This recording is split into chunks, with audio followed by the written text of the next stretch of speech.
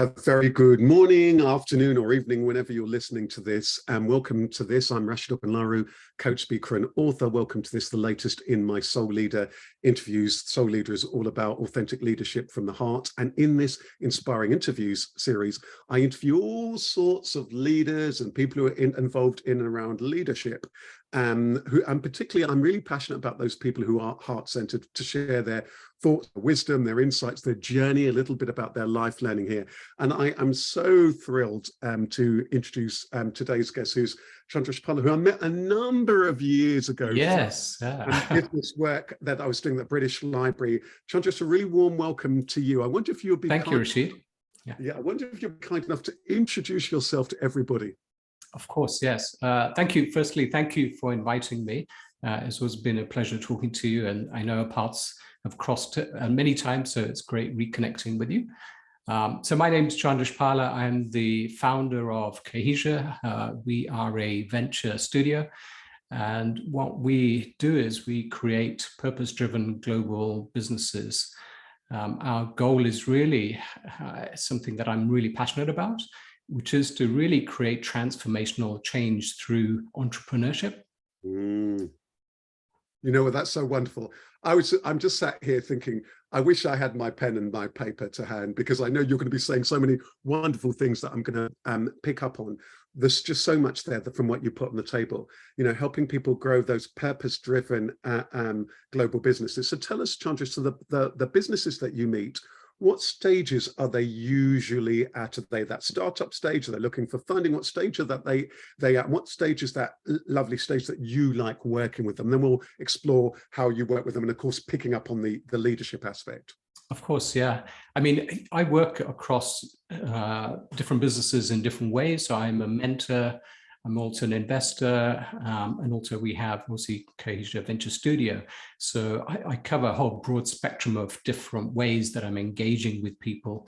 All of it's driven towards that same purpose, which is really building that equality of opportunity. That's where I like to think of it, because I think there's some great minds and great potential out there in the world, and it's just, you know, undiscovered. I mean, there are so many great people, so many great ideas, and yet they don't necessarily have the opportunity to really, you know, flourish. So for me, what I try and do through, whether it's through mentoring or, you know, the different work that I do, or whether it's through Cohezia, is really try and bring that equality of opportunity, but also help people along that journey as well. So whether that's at a startup stage, when they're really, and maybe very often it's at before they start up, because deciding on what you do is one of the most important things that, you know, that a founder, you know, needs to decide, and actually probably one of the most important things. And then once they decide what they want to do, you know, taking them through a structured process, and really helping them and guiding them along that journey. So we have a number of different ventures which are all at different stages. Some of them are just early stage ideas, that what we call the MVP, so very early proving stage, and others are MVP, I'm curious about that. Minimal viable products. So the idea is that you create something which is the cheapest, fastest, smallest thing that you can do in order to learn about an idea and get feedback. And that's another thing that that I always say to people is, don't kind of launch into something full on, you know, actually find the cheapest, smallest, you know, fastest way of trialing something. You know, don't go off and set up a company, you know, just figure out whether there's a demand for something, and then, you know, learn. It's all about continuous learning. So we take them through that journey and continuous feedback, and then how you then scale the team, how you then, you know, get funding, how you then manage growth as well. So there are different challenges at different stages, and, you know, it's a journey, you know, and I think what we try and do is to help different ventures at different stages with those different issues. And it's an interesting journey, isn't it? Because I think one of the things that jumps out to me immediately with this conversation, Chandresh, in many of these Soul Leader interviews, I'm going to be interviewing those people who are leaders in, and perhaps who've joined organizations that are already there, they're already existing, they're already doing well, or are at various stages in their life, and they're a manager, they're a supervisor, or they're a senior leader in that particular organization.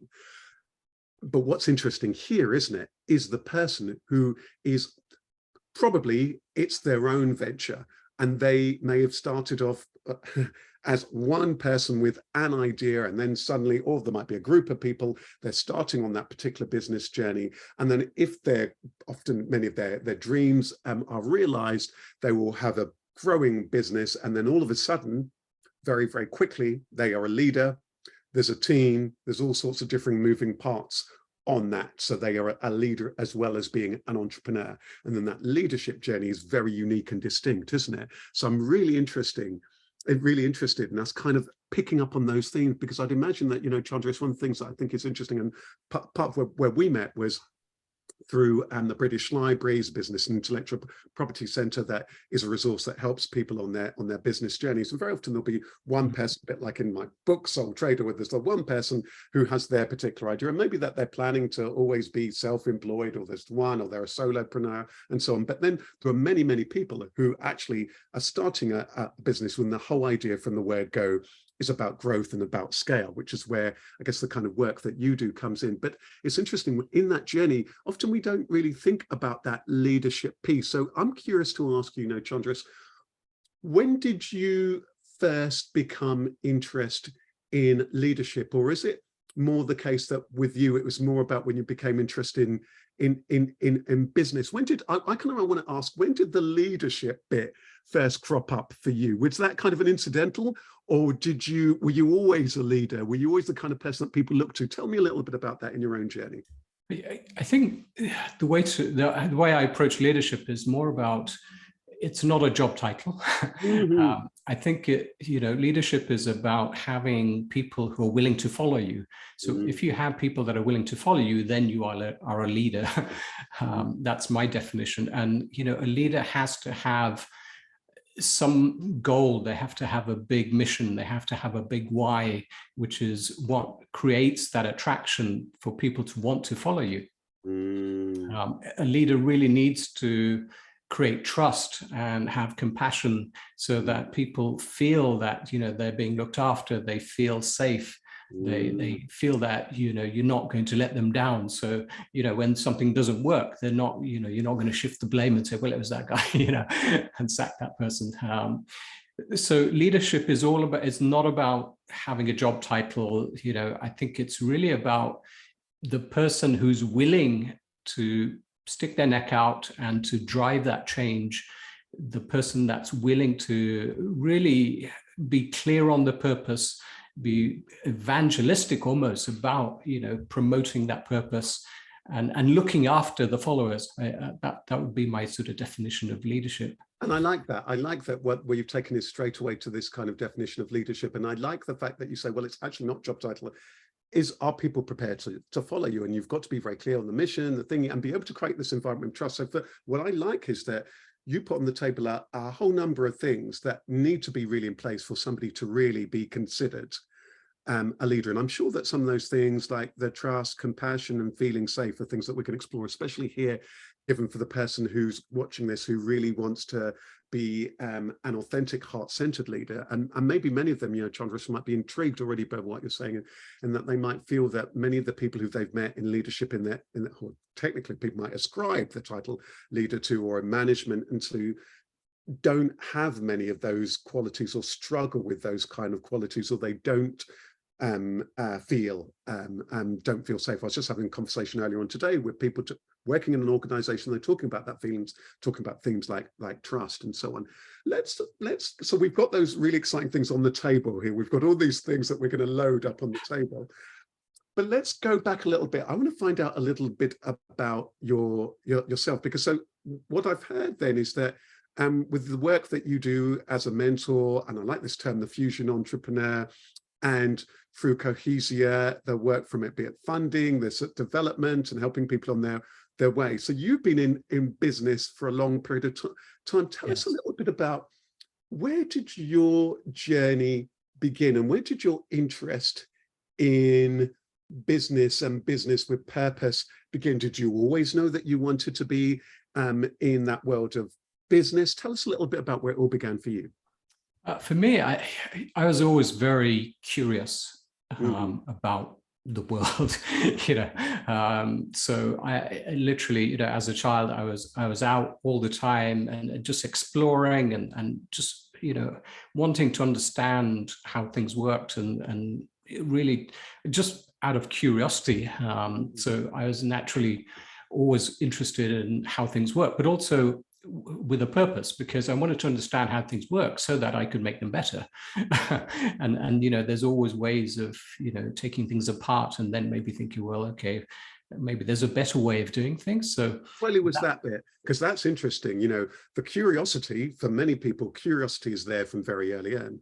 yes. But that thing about having that thing about how can I make things better, there's a lovely maturity or a particular talent there that very often was that. When did that first emerge, and when did you first spot that in yourself? Can you attribute it to a kind of an age, because that's really interesting, that As a very long, I mean, when I was way back in school, I mean, it was early stage school, teen or pre-teen, like pre-teen, I would say. Yeah, I mean, I was fascinated by everything, actually, and how things worked. My ideal job would have been inventor, in those days, and those days people hadn't really heard of entrepreneurs and all of that sort of thing, but people had heard of inventions and, creating things.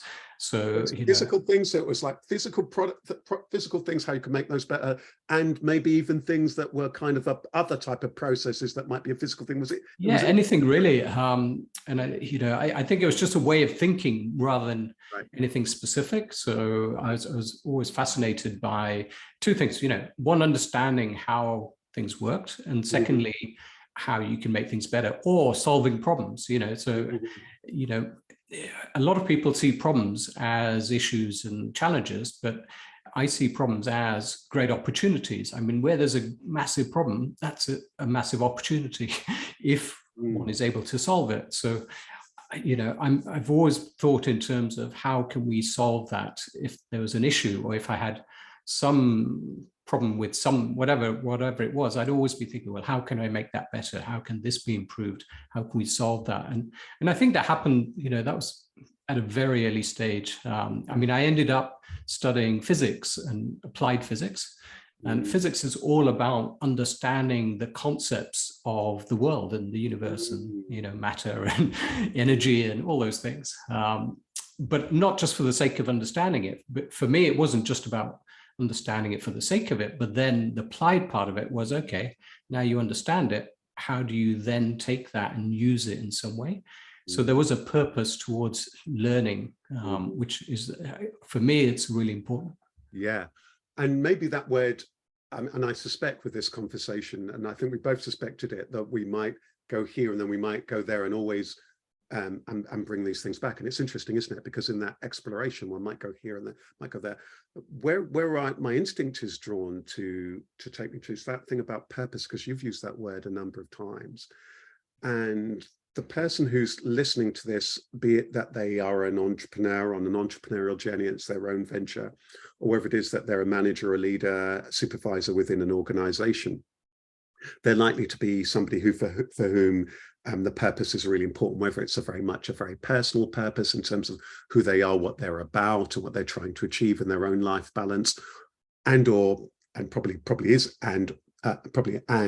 for many of them, how they can make a real impact and doing things that really matter, and so on. This thing about purpose, can you tell us a little bit about purpose? Because from knowing you, I get the feeling that, and from having met you, and I feel as though, whilst we've only met a few times, I feel as though that in terms of your essence and your spirit and your heart, I've got a real good sense that you're somebody who genuinely and authentically does care a lot about people, about business, and about the world in which we live. Can you tell us a little bit about what purpose means and what purpose-driven business means to you. Tell us a little bit about that, because again, many people might feel when they think of business as that they might feel even the word business, and some people in organizations feel that word even business, oh my goodness, it leaves them, might leave them cold. So tell us a little bit about that. Sure. And I'd probably say that it's been a journey, right? So when you first start work, and I started work and went to work with a number of consultancies and was doing very well. My purpose was very different. At that point, it was about gaining experience. It was about making money. So I think it's been a journey, and it's a learning process. I think everyone goes through different stages. I didn't, at that point, I wasn't saying, okay, I want to, have this massive transformative purpose. At that point, it was really about learning what was going on, building skills, making an impact on clients and, helping them to transform. So at that point, it was about how do I help that client transform their business? It was all about, how do we help that client to be better?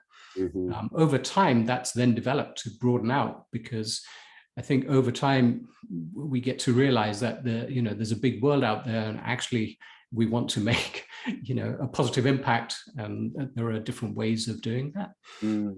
So I think it has been a journey, and purpose for me, and impact. Let's talk about sort of positive impact. Is for me, it's about creating transformational entrepreneurship and transformational companies. Let me just explain that. So there are companies which have very high economic value. So there are companies which are very high growth and have very high income. So they have very high economic value, but have very low societal impact. It's all about just making tons of money, and they're very big corporations. There are other organizations which have huge societal positive impact, but really are always constantly looking for funding and are always reliant on people having to put in money and donations. So they are creating some great positive impact, but they are still don't have any economic value in that sense. So for me, a transformational company is really one that combines both of those axes, which is having a very strong economic foundation and impact, but also a really strong societal impact as well, and doing it at scale. So one of the things I've been passionate about from very early stages, how do I scale the impact? So helping one person is a great thing. If you can help one person, that's a fabulous thing, and everyone should do it. But for me, over time, I've been thinking, okay, so how do I maximize my impact? And the way I can do that is by scaling. And how do I scale that? So I scale that either through different companies, or even what I've done recently is actually to help fund a company which grows other companies. So then you're having that multiplier effect. Then you're actually scaling the impact. And that's interesting there, isn't it, Chandresh? So I like the fact that for you, so I like this thing about there's something about that business and their financial well-being and growth, as well as, of course, that societal, the both together. And it's interesting what you were touching on there in terms of then when you brought in that thing about impact, and then that different ways in which that impact might well be. So and it's interesting looking at that from the perspective from yourself. So really interesting things that you put on the table there, and we know many of those things, be it the financial side or the real impact side, may well be things that many entrepreneurs will businesses may well kind of wrestle with. With those things then also added to the table, let's talk a little bit about the leader bit. I just want to ask this question because it came into my mind, so I wanted to ask it to you, because as a coach, when the questions come in, do you consider yourself a leader, and do people who work with you consider yourself a leader? Because it's a funny term. Some people, again, it's interesting when you talked about that title and so on. Some people, there are some roles whereby, it's kind of almost implied. Tell me a little bit about that. How do you see yourself, and how is it that you work? Do you work with a team? Do you work with employees? Do you work with a number of different associates? Do you work with just different people that you bring in for different ventures? Tell us a little bit about that, and then how you, and then your own personal take on leadership with all of these different moving parts with different businesses that you'll be working with. Tell us a little bit about that. So leadership, I think, is not something one can sort of say, I'm a leader. I think, like I said, it's the followers and the people in the company that actually decide, whether you are a leader and whether you're a good leader. It's not something that I think a person can say, I'm a leader and I'm a good leader, or whatever. So let me ask that in a different way. So are there staff, are the people who technically are reliant on you and people who are in that particular way? Because I love what you're saying here about Chandresh, about that thing, about that leader. I think you're so right, because it really does. I think you put a really good bar and a really good challenge for any of us, wherever it is that we work on. Actually, are we a leader? It's not something that one can just say, it's a bit like, I would imagine it's almost a little bit like if people have got kids and a child might say, well, you may have kids, but you're not necessarily a parent. That somebody might say that, and that's, so I love that thing that you mentioned there about leadership. But from a technical point of view, people are relying. How does that work? From a sort of tangible perspective, what that means is that there's a difference between a manager and a leader. Yes. So what I've moved and transitioned over the years is, rather than managing people, more and more of my time is really around leadership and creating things like culture, creating the trust, creating the vision, doing all those things rather than managing. And I think there's a big distinction that people need to make. So I have people now in those management roles who actually do a lot of the hard work in terms of the nitty-gritty. So my role is really to create that grand vision and really have that big picture thinking and really inspire people, and inspire the teams, give them confidence, really build a culture. The role of a leader should be that, it shouldn't be about, looking at the numbers and, chasing up whether something's been done or not.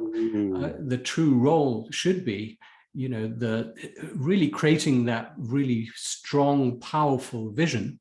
And, there's a term I use called MTP, massive transformative purpose. So creating that real grand vision, so people are attracted and are drawn to that. And then, leave the management to managers. As a leader, you shouldn't be the one sort of checking that things are done or not done, but really creating the culture. I think culture is a key ingredient that needs to be driven by the leadership, because everything that the team does is driven by what the leader does. They will follow the cues that the leader actually creates. So if that leader is authentic, if that leader is trustworthy, if that leader is compassionate, that's the culture. It won't be something that was sent out on a memo, this is, or some grand away day PowerPoint. It's actually seeing the leader day in, day out, and understanding what they are physically doing. What are the actions that they are taking? What are they saying? A lot of organizations kind of think, okay, we'll have this away day, we'll create this great PowerPoint deck, and we'll have these briefing sessions, and yet when you look at the people that are leading them, they're not, consistent with those values. So the true leader has to be the guardian and the example of those values and the culture. And really, people need to see that every day. And you need to live that for me. So that's my role. I like that. And I think that what you highlight there is for that many people who are in whatever type of an organization, there's a beautiful, I like you using that there's a beautiful tension between these different moving parts, isn't there? Because there's absolutely all the stuff that we need to do without the vision, without people feeling safe, without that environment, without people feeling inspired and that they're part of something. The productivity and just the purpose or the passion or the productivity is not going to happen. And what can sometimes happen is all of the practicalities about that product or that service that we're trying to get out there can weigh someone, and it becomes reduced to stats, numbers, people, that manager kind of a role. Yes. What I get a sense, what's really powerful from you is that I get a sense that very, very powerful sense that actually that the word that's jumping into my mind now, Chandresh, is that I get the feeling that you're very much a creative. That I get the feeling that you're not too bogged down by what many people have traditionally perhaps been bogged down in purely alone the management bit. I'm sure it's kind of taken care of because you're very, very clear about that impact and that transformation that you're wanting. So that I get the feeling that the organization or that your own your entrepreneurial world somebody might look in and might not even structurally and so on, they may not even recognize it, but clear what it is that you're there to do and what it is that you're trying to achieve for the people who are working with and for you, and for all of those people you serve who are on their own entrepreneurial journeys. Is that fair to say? That's just what I get. Yeah, a little bit. I mean, like you say, there's a balance. And yes, you need to create the vision and all the rest, but there needs to be tangible goals as well, and helping the organization to create those goals. One of the things I'm a big believer in and quite strong at is process and methodology, which is the exact opposite end of the scale to the sort of heart-orientated approach. So I think putting those two together is really the powerful combination. Having processes, having, using methodologies, having some form of structure, but actually being driven by a value system, being driven by the heart. That's where the magic happens. I think if you do just, the sort of woolly things and, the nice things, then you don't end up achieving anything. Absolutely. And if you just do the process things, then and the very hard management things, then that also doesn't work. So I think the magic happens when you put the two together. Absolutely. I think it's really interesting, isn't it? And I think that almost like cheekily, one of the things I was really kind of curious to get at is almost where, for you personally, where the epicenter is. I wonder if you see, it's very interesting, isn't it? Often it seems as though we've got people who often come at it, often the two poles, isn't it? Yes. And then we're going to get them. You'll get those people very logical. I bet you meet them all the time. Try and just someone to do this, and it's about this. There's almost no mention of the people, the heart, the thingy, and all of that stuff. And it's purely about the growth and all of that. And then the very people, it's very much about the people. It's very much about the purpose and so on. Do you? I'm curious to know a little bit about how, because those having both skills, which we need to kind of develop, is key.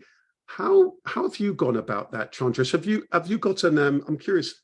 Is there kind of an inner compass of how you work? So for me personally, the things that you talk about chime with me, because for me it's about knowing ultimately who am I, why am I here, what is it that I'm here to do, and that heart will then, I employ the head to do its job, to plan, to prepare, and all of the rest of it, and so on.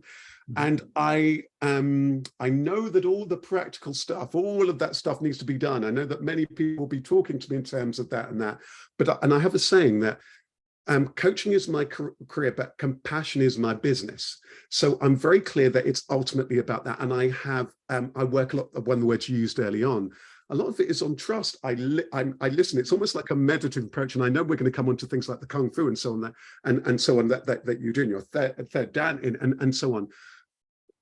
For me, there's something maybe what I want to jump to for a moment then is, having put all those things on the table, is the role of the heart and of intuition. Because I get the sense, Chandresh, with yourself, one of the reasons I was so keen to interview you is that here's somebody who runs successful business and helps other people to grow business and so on, and who has this balance, because sure, he understands all the technical things, the profit, the process, and all of that stuff. But first and foremost, he's an authentic human being with heart. I want to ask you, how have you achieved that? And what's that, if people were to kind of, metaphorically, cut and beef the skill and the essence, what's at that core of that? Is that, because again, this ties with this soul leader. Yes. That often for some people, there's that purpose, that passion, that call, and so on. And I know that with you, there are all the, you're working across, it sounds as though, all sorts of different businesses that you're supporting and so on, and you're always wonderfully calm. What's at the core of how you operate, and how do you bring these things of head and heart together? Do you know what I mean? I'd love to know that, because for me, it's the heart. I have this saying, from the head alone, transformational leadership is almost impossible. It's almost impossible from the head alone. Well, we might try it, in organizations, you said, it might well be, okay, we're this huge company, we're doing this, we're doing that, and then, but lots of their customers but you don't really care about your customers. And lots of people, have huge, and we see it all the time, isn't it? Where people will leave the company, they leave this whatever supplier, they deal with this, and they feel as though they're really heartless or soulless and all the rest of it. Many people, we speak to many people who we know, they've worked for, companies on paper, prestigious and all of that stuff. But I get the feeling that your approach is really different from that. So I want to ask you, what does heart mean, and that heart aside mean? And are you guided by that? Is that your starting point and your end point? I'd love to know a little bit about that. So just to answer the first part of that question, I think a lot of it maybe came from my upbringing, my family. So we've always had, my family and my parents and grandparents have always had a very strong ethical perspective, and have always worked hard. So, my father had his own business, jewelry business, came to the UK with, just £5 and created a successful business, but was very ethical in, what he did. He was always, very honest and worked hard. So my family background has always been a very strong values and a very strong value system. So that's the kind of foundation on which we kind of built. And, there's obviously entrepreneurial seeds there as well. And, it wasn't easy because, I think I mentioned in my briefing notes that, where I grew up was in inner city Birmingham, where, it wasn't the optimum, place to start, let's face it. But I think, with the right mindset, actually, you can be anywhere and, you can succeed, because I'm a huge believer in mindset. The ability for humans to achieve things if they have the right mindset. In terms of the heart, I think a lot of that comes from really just caring. I think a lot of organizations just don't care anymore about their customers. All they care about is, hitting their numbers, and maybe that works for a short period, but very soon that customer knows that company doesn't care about them, and at the next opportunity they will move.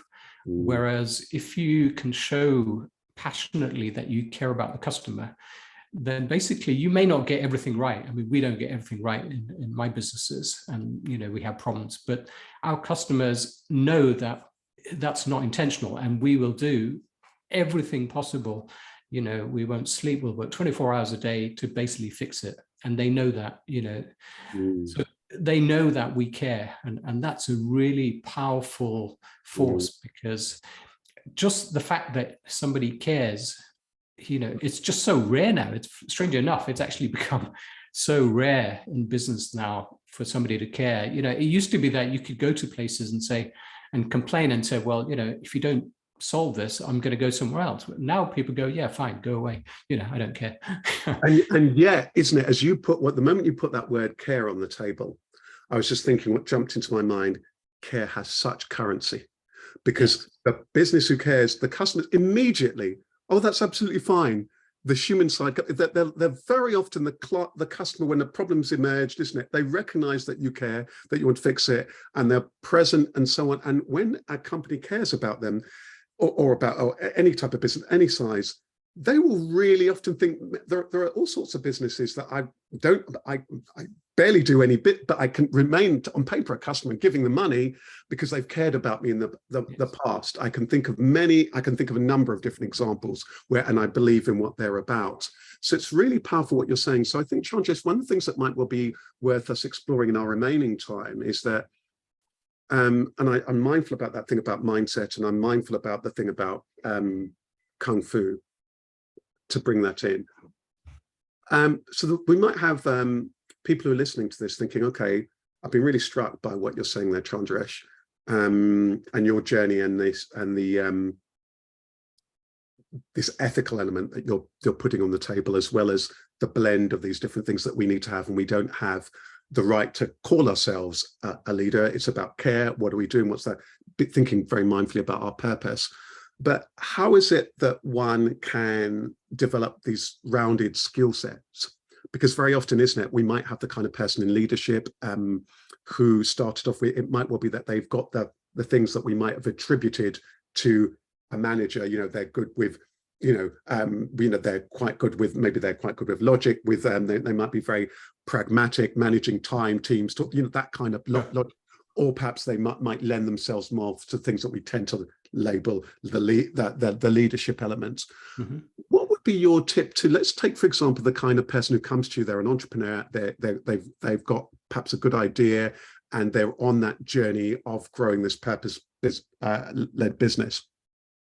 What are the typical things that you see that is the journey that they're going to need to go on now as a leader? Because it's one thing them having their idea, suddenly let's say they get investment, or they've got the money to build this particular thing, or the sales are coming in, and then they're suddenly they're employing people, suddenly that there's a team of people.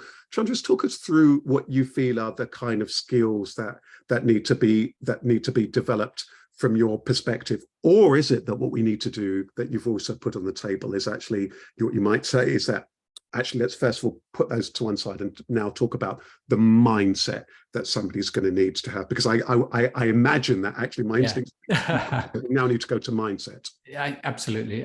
The thing that I would say is first understand yourself. I mean, yes. I spent a lot of time really exploring and understanding myself. Mm-hmm.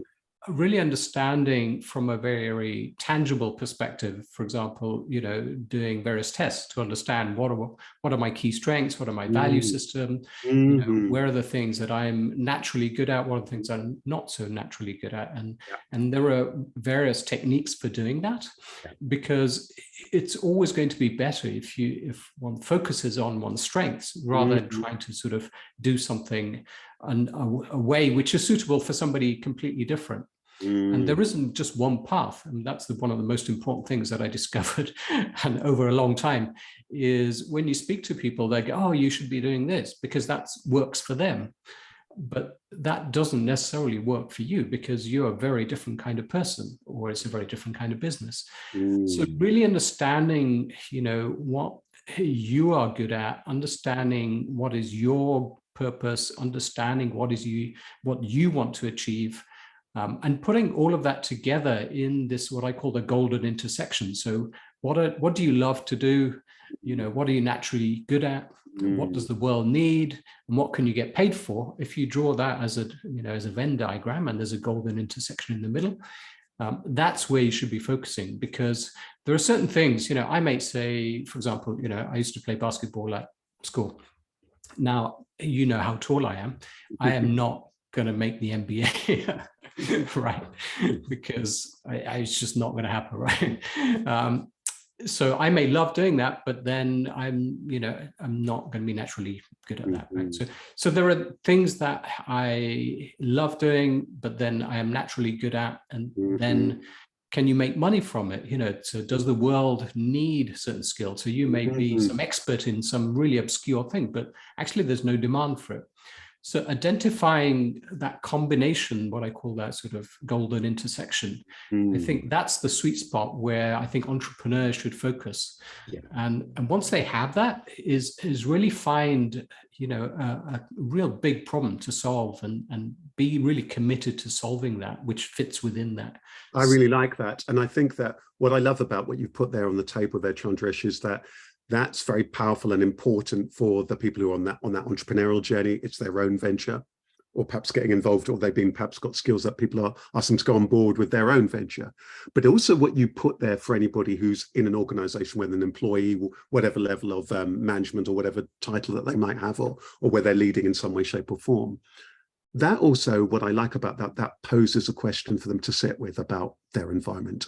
Is this an environment that combines where my skills are, where my values are, the purpose, and so on, and that, because sometimes there might be, if one's employed, think about, do I stay, do I go, what's the environment for me? And I think what's really, what I get a sense of from what you put on the table here is that once we bring these kind of mindset things, starting off, okay, what are my skills that you've mentioned here, and then these other areas that intersect, one can apply oneself presumably to, okay, where do I need to develop? What are the skills I'm going to need? What is the nature of the problem here? So one becomes applies oneself to what's it, can apply that.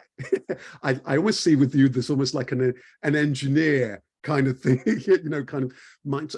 So what jumps out to me here that I want to put on the table before, and I want to jump a little bit to kung fu, and with the mindset bit, is that what jumps out to me very powerfully at this point, speaking to you, is that what I say to lots of people when I'm coaching or particularly mentoring them about what's really what I found interesting about going on the journey of what I'll call on the journey of the heart, purpose, heart, whatever, but is the thing I was slightly surprised by that I didn't expect to find, is that when one does, and when one is really on purpose, and people often don't think about what that really means, on purpose, am I on purpose? When one is, I've noticed that the mind sharpens.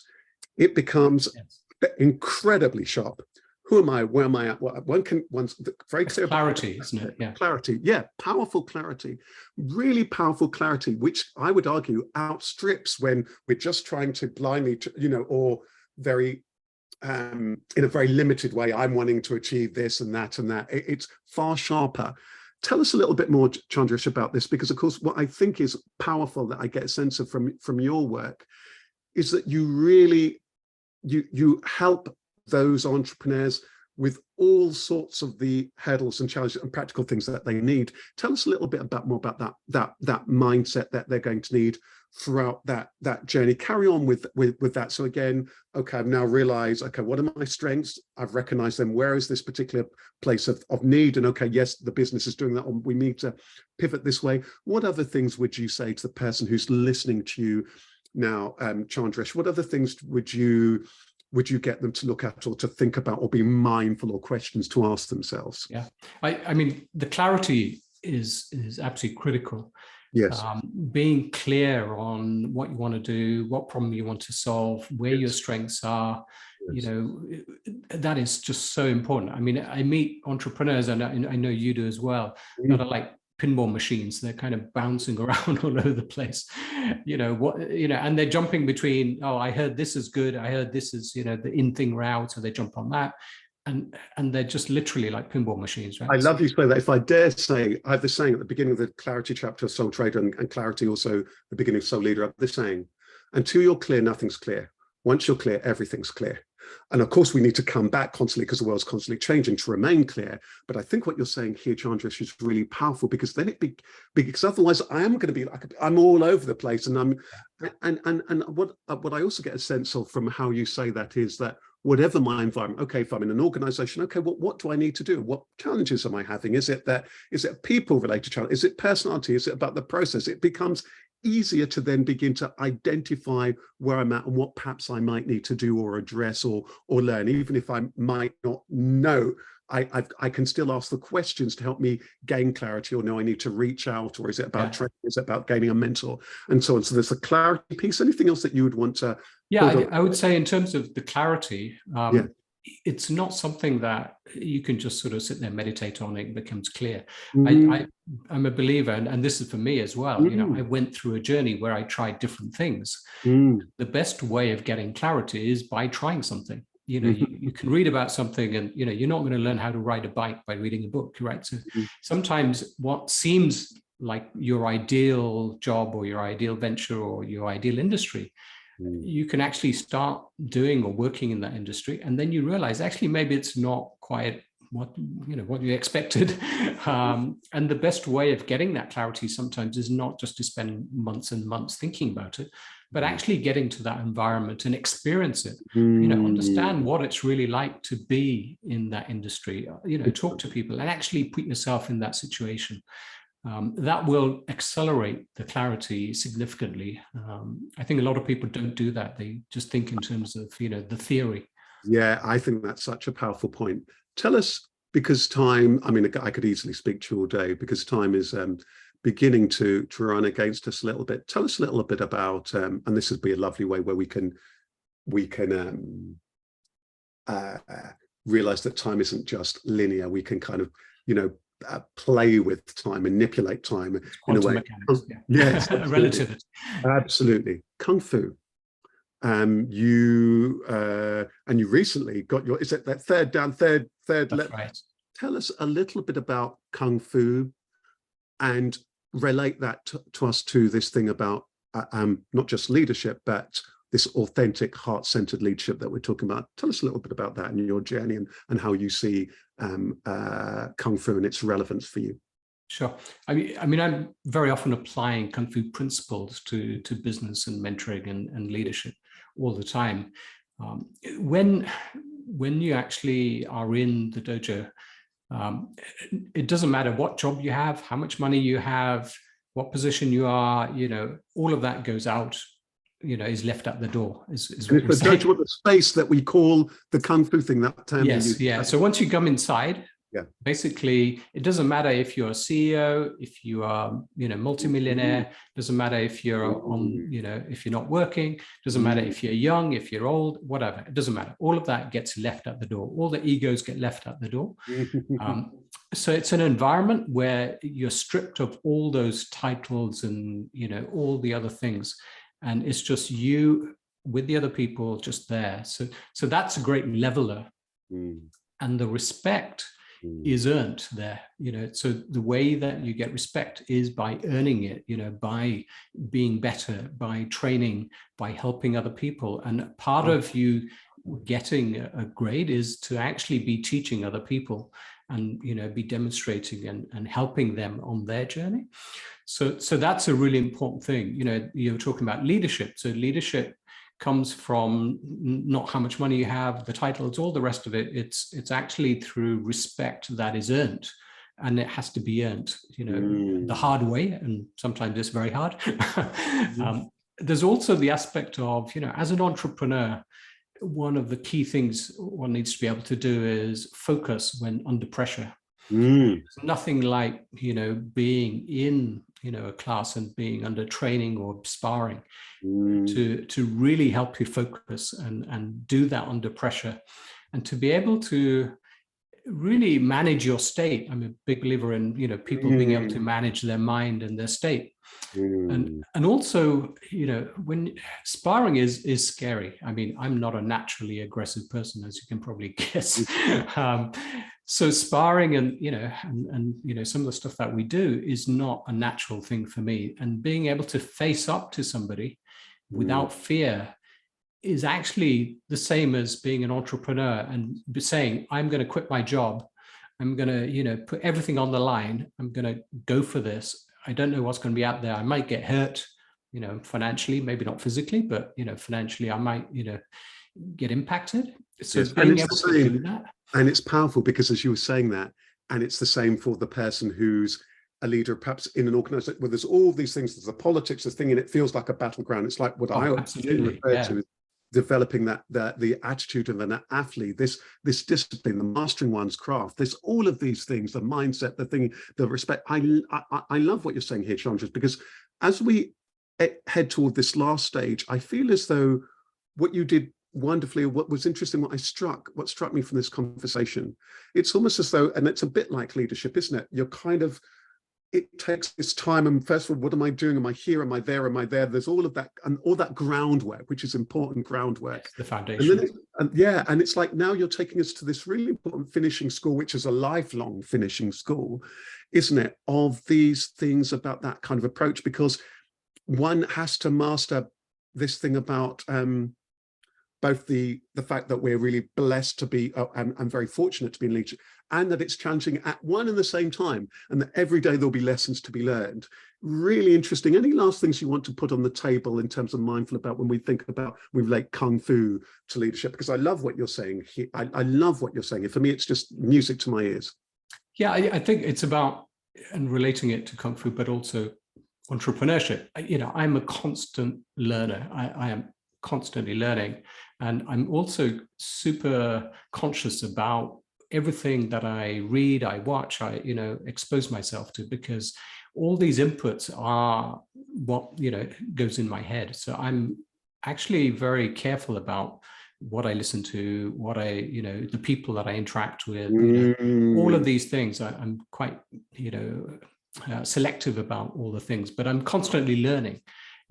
Every day I have time allocated to learn, to listen to podcasts like yours, and to really be learning from not necessarily just business, but it could be from Kung Fu, for example. I mean, just to give you a real example, so Bruce Lee, what a lot of people don't know about Bruce Lee is he went out and learnt and spoke to all the different kinds of combat school. So, he learnt about a really broad cross-section of combat skills because he wanted to get that, broad understanding. And what he did was he picked the elements that worked for him, and he created his own system called Jeet Kune Do.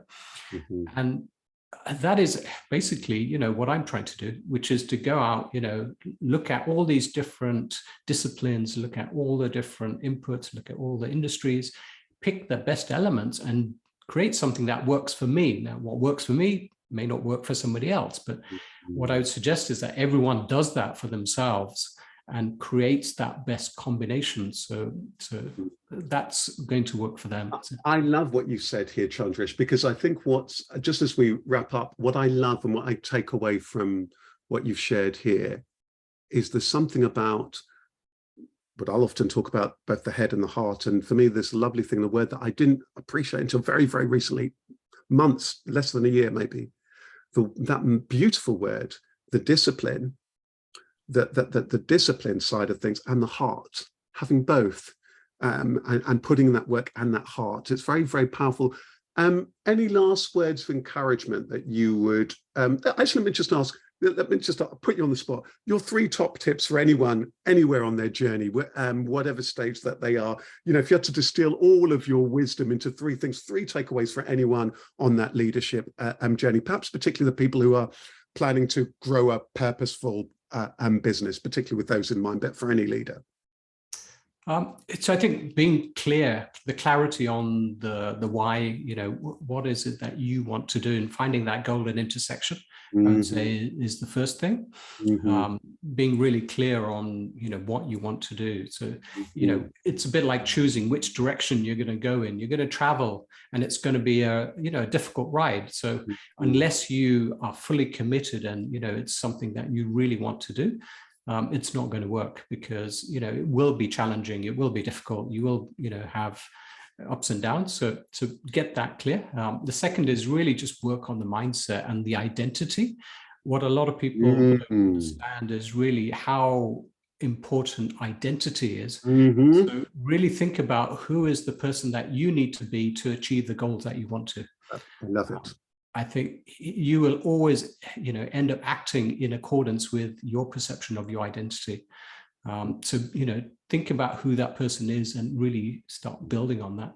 And then thirdly, really think about, wealth. What is real wealth? Wealth is actually what you're left with if you took away all your money.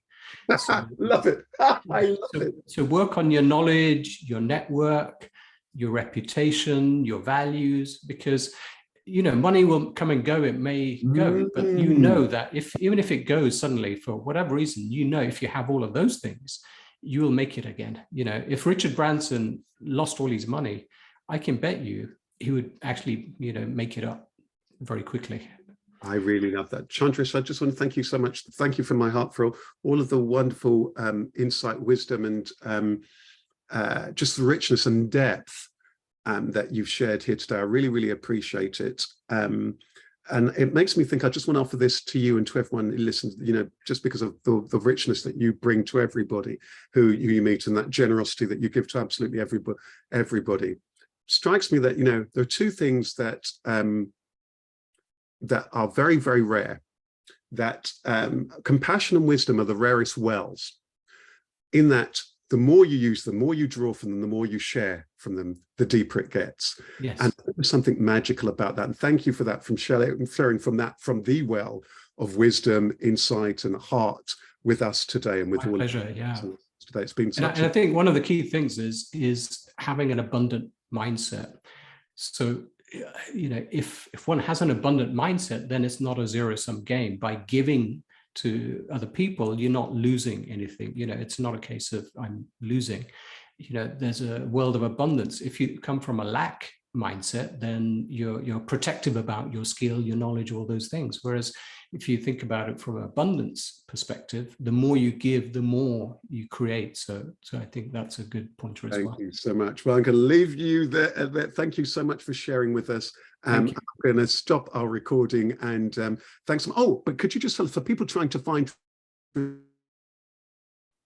also put this on his, but just tell what's the best website for people to find you on?